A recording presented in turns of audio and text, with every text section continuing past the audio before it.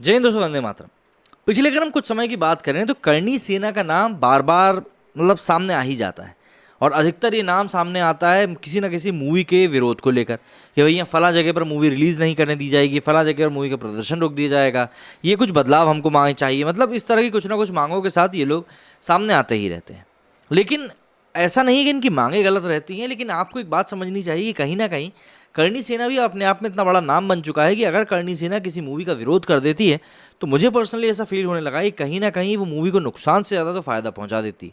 और ऐसे में यहाँ पर मैं एक दो मूवीज़ की बात नहीं कर रहा हूँ, यहाँ पर मैं कई सारी मूवीज़ की बात कर रहा हूँ।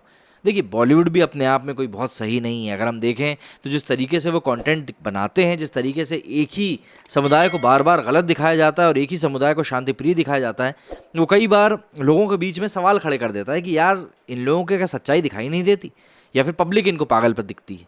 खैर, लेकिन आज हम बात करने वाले हैं करणी सेना के बारे में कि करणी सेना इस समय क्या कुछ किस मूवी को लेकर कर रही है, और अतीत की थोड़ी सी बात करेंगे किस तरीके से उनकी कुछ एक विरोधों के कारण कुछ मूवीज़ को काफ़ी ज़्यादा फायदा हुआ था।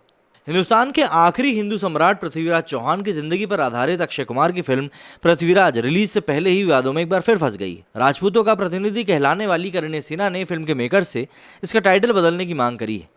उनका कहना है कि फिल्म के नाम में सम्राट जोड़कर सम्राट पृथ्वीराज चौहान रखा जाए। यदि फिल्म के मेकर्स इसका टाइटल चेंज नहीं करते हैं तो इसे पूरे राजस्थान में रिलीज नहीं होने देने की धमकी दी गई है।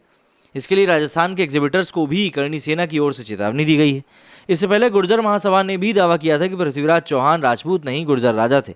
अखिल भारतीय वीर गुर्जर महासभा का कहना है कि यदि पृथ्वीराज चौहान के लिए राजपूत शब्द इस्तेमाल किया जाता है तो वे फिल्म रिलीज नहीं होने देंगे।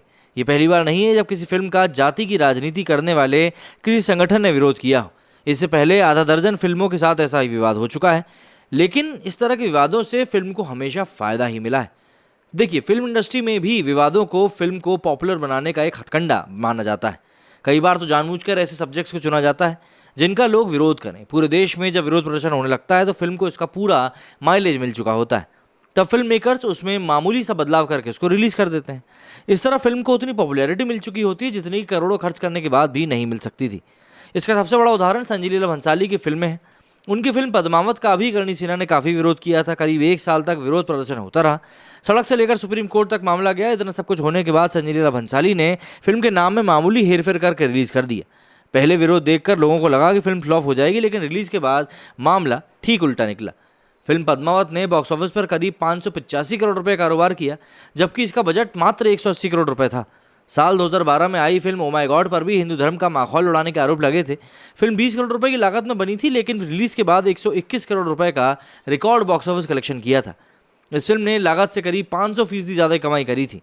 वहीं साल 2014 में रिलीज हुई आमिर खान की फिल्म पीके पर धार्मिक संगठनों ने बहुत ज़्यादा आपत्ति दर्ज कराई थी। फिल्म में पहले न्यूड पोस्टर और बाद में हिंदू धर्म का माहौल उड़ाने के चलते आमिर खान लोगों के निशाने पर आ गए थे। लेकिन 122 करोड़ रुपए की लागत से बनी इस फिल्म ने बॉक्स ऑफिस पर करीब 616 करोड़ रुपए की कमाई करी थी, यानी 400% से भी ज़्यादा। इन उदाहरणों से समझा जा सकता है कि विरोध फिल्मों के लिए हमेशा ही फायदा का सौदा साबित होता है।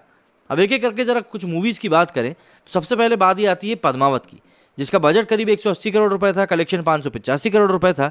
ये 25 जनवरी को रिलीज हुई थी और इसको बनाया था संजय लीला भंसाली ने। दिग्गज फिल्म मेकर संजय लीला भंसाली बेहतरीन और भव्य फिल्में बनाने के लिए मशहूर हैं। उनकी फिल्मों में सेट से लेकर संगीत तक सब कुछ मनोहरी होता है। साल 2018 में रिलीज हुई फिल्म पद्मावत का निर्देशन भी भंसाली ने ही किया था। इसमें दीपिका पादुकोण, रणवीर सिंह और शाहिद कपूर ने मुख्य भूमिका नजर आए थे। इस फिल्म की कहानी रानी पद्मावती पर आधारित है, जो कि बेहद खूबसूरत थी। इस फिल्म में दीपिका पादुकोण भी काफ़ी सुंदर नजर आई थी और उनका लुक भी काफ़ी चर्चा में रहा था। फिल्म के रिलीज को लेकर हुए विवाद के कारण फिल्म का नाम बदलकर पद्मावती से पद्मावत रख दिया गया था। रणवीर सिंह ने अत्याचारी सुल्तान अलाउद्दीन खिलजी के किरदार में दमदार अभिनय किया था। इसके बाद बारी आती है मणिकर्णिका की, झांसी की रानी, जिसका बजट करीब 70 करोड़ था, कलेक्शन इसका करीब 150 करोड़ रुपए रहा और ये 25 जनवरी 2019 को आई थी। साल 2019 में रिलीज हुई कंट्रोवर्सी क्वीन कंगना रनौत की फिल्म मणिकर्णिका झांसी की रानी लक्ष्मीबाई की जिंदगी पर आधारित थी। इस फिल्म में कंगना ने लक्ष्मीबाई का रोल किया। उनके साथ ही जीशु सेन गुप्ता ने गंगाधर राव, अतुल कुलकर्णी ने तात्या टोपे, मोहम्मद जीशान अयूब ने सदाशिव, अंकिता लोखंडे ने झलकारी बाई और रिचर्ड कीप ने जनरल ह्यूग रोक का किरदार निभाया था। ये फिल्म झांसी की रानी लक्ष्मीबाई के जीवन पर और 1857 के भारतीय विद्रोह के दौरान ब्रिटिश ईस्ट इंडिया कंपनी के खिलाफ उनकी लड़ाई को दिलचस्प अंदाज में पेश करती है। इस फिल्म को डायरेक्टर राधाकृष्ण कंगना रनौत ने निर्देशित किया है। इस फिल्म का भी करणी सेना ने काफ़ी विरोध किया था। इसके बाद बारी आती है जोधा अकबर की, जो कि साल 2008 में रिलीज हुई थी। उस समय इस मूवी ने 120 करोड़ रुपए कमाए थे, लेकिन इसका बजट मात्र 30 करोड़ रुपए था। साल 2008 में रिलीज हुई फिल्म जोधा अकबर मुगल बादशाह अकबर और राजपूत और कुमार राजकुमारी जोधाबाई की प्रेम कहानी पर आधारित है। ऋतिक रोशन ने अकबर और ऐश्वर्या राय ने जोधाबाई के किरदार निभाए थे। रिलीज से पहले कर्णी सेना ने इस फिल्म की ऐतिहासिक सत्यता को लेकर कई सवाल खड़े किए थे। फिल्म का जबरदस्त विरोध भी किया गया था। इस फिल्म का संगीत, परिधान, अभिनय और दर्शकों ने खूब पसंद किया था।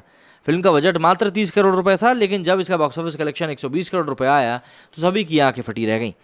इसके बाद हम बात करेंगे अब एक सबसे बड़ी विवादास्पद फिल्म पीके के बारे में, जिसका बजट बताया जाता है करीब 100 करोड़ के आसपास और कमाई बताई जाती है करीब 600 से 800 करोड़ के आसपास। साल 2014 में रिलीज हुई पीके एक साई-फाई कॉमेडी ड्रामा थी।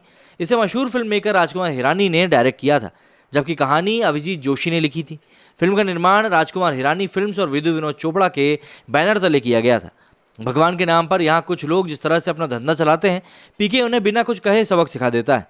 हालांकि ये बात तो कथित तौर पर भगवान के मैसेंजर्स की हुई, लेकिन पीके समाज के उस वर्ग को भी आईना दिखाता है जो अंधविश्वास का चोला ओढ़े हैं या फिर ओढ़ने की कोशिश करते रहते हैं। इस फिल्म में सीधे तौर पर मैसेज दिया गया है कि हमारा समाज किस तरह से एक व्यक्ति के धर्म को जानकर उसका कैरेक्टर सर्टिफिकेट बना देता है। हालांकि कई धार्मिक संगठनों ने हिंदू धर्म का माखौल उड़ाने का आरोप लगाते हुए फिल्म का काफ़ी ज़्यादा विरोध किया था।